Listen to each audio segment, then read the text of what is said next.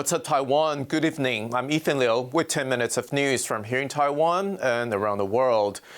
COVID-19 has spread to Kaohsiung in southern Taiwan after 5 months of 0 cases in the city. Authorities confirmed 3 local cases there on Thursday.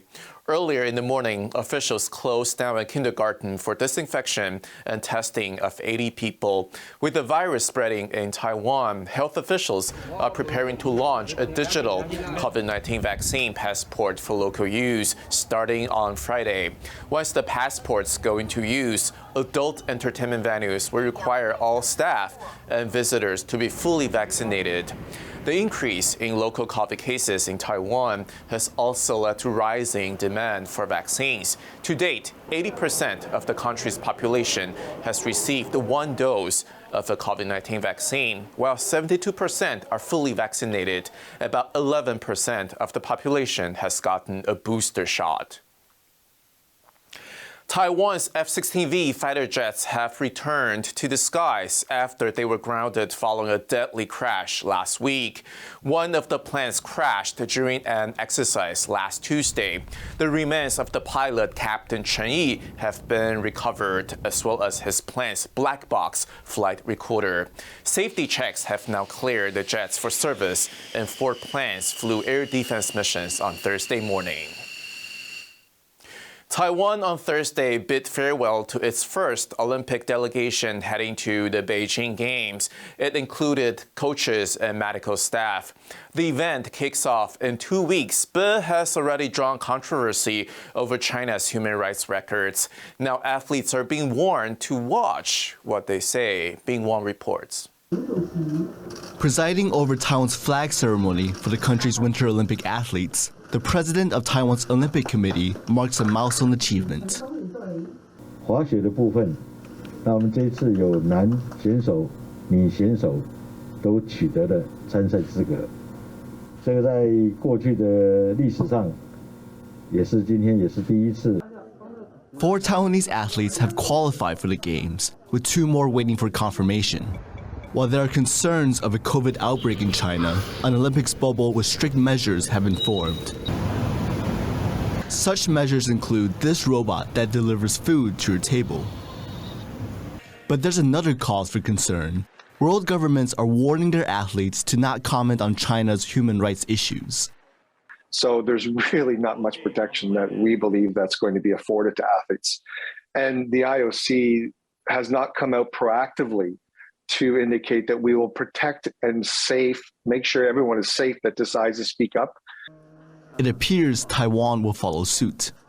基本上，就是维持呢，这个保持中立的这样子的一个立场政府的部分不要来干涉跟介入所以我们也期待我们的一个选手那么能够呢保持这样子的一个态度。 Several countries, including the United States, United Kingdom, Lithuania, Belgium, and Canada, have announced a diplomatic boycott of the Winter Olympics, citing China's human rights record. Some former athletes say the Winter Olympics offer not just a large stage for sports, but a bully pulpit to voice concerns. Brave athletes want to speak out. Brave and all athletes have a right. Many athletes feel they have a responsibility and they have every right to be speaking out whenever it is that they're competing. Why? Is because the world faces so many global challenges right now that no industry is immune. No one on the planet is immune to having to do our part, each of us, to support these issues. With medals to be won and Chinese officials stifling any discontent, all eyes will be on the athletes for more than just their performance on field. Alex Chen and Bing Wang for TaiwanPlus. Rescue measures are in the works for Taiwanese businesses affected by the breakdown of a free trade agreement with Nicaragua. The Central American country was one of Taiwan's diplomatic allies, but it broke official ties with Taipei last month in favor of Beijing and pulled out of a free trade agreement. Nicaragua was a major importer of Taiwan's agricultural and seafood products. These now face tariffs. Authorities in Taiwan say new measures to help exporters will be announced before the Lunar New Year. As nations around the world struggle with rising COVID cases, fatigue from dealing with pandemic restrictions is also growing.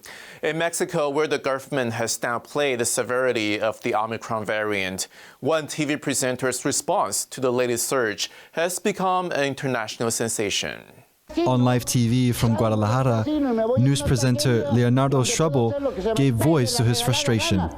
La libertad no te da derecho a fregar al próximo. Ustedes, malditos antivacunas, bola de imbéciles, ya déjense de fregaderas y por lo menos pónganse el maldito cubrebocas y dejen de estar fregando al mundo. Si tú, antivacunas, eres un imbécil, ponte el cubrebocas. Schrubbel's outbursts on Telediario seemed to resonate with many Mexicans who showed their support for him on social media.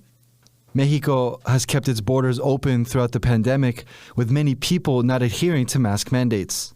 The country now faces almost 50,000 new COVID-19 cases a day, fueled by the Omicron variant. The president himself, who has downplayed the pandemic, has contracted the virus twice. Aquí no estamos hablando de cualquier tema. El COVID mata. Y tenemos que enseñarle a la gente que use el maldito cubrebocas. Pónganselo bien. Es mucho pedir. Schrubbel's passionate response has turned him into a folk hero and earned him international attention and praise. Rick E. and Jaime Okan for TaiwanPlus. COVID lockdown rules have led to protests in various parts of the world. In the Netherlands, protesters took a creative approach to voicing their frustration over the extended lockdown facing the cultural sector. Beijing Olympics has more.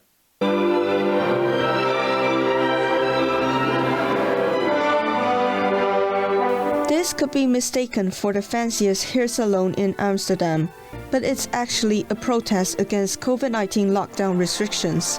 One of the city's most famous concert halls briefly opened its doors, offering people haircuts while the orchestra played, in violation of a ban on concerts. It's so beautiful to be here now in these days where there's no possibility for opening the culture sector. So I like to support it, and I work myself also in the sector. So naturally I want public for the concerts, and that's nice also that my haircut is also done today. Despite record numbers of new COVID cases, the Netherlands eased a month-long lockdown last week, allowing gyms, hairdressers and shops to reopen. But cultural venues were told to remain closed. So, at the risk of being fined, venues around the country joined the protest, offering Tai Chi and fitness classes, and even manicures against backdrops of famous masterpieces by Van Gogh and Frans Hals. We're organizing this to make the point that we think the cultural sector should be open. And museums in particular are very safe places to visit. The way we've set this up is also according to the rules. There's plenty of social distancing, there's lots of space, lots of fresh air, and we think we just really don't understand why we're closed and a beauty salon is open at this point. In a Twitter post, Junior Culture Minister Gunay Uslu said she understood the cry for help from artists, but she added that opening up is a step-by-step process. But until actions back officials' rhetoric, the Netherlands artists won't be convinced that culture is high on the national agenda. Klein Wang, Beijing Olympics for TaiwanPlus. Thank you for watching What's Up Taiwan. I'm Ethan Liu. We leave you with images of a sea of clouds and cherry blossoms in central Taiwan. Remember to download the TaiwanPlus app for more stories from Taiwan and around the world. Take care, and I'll see you next time.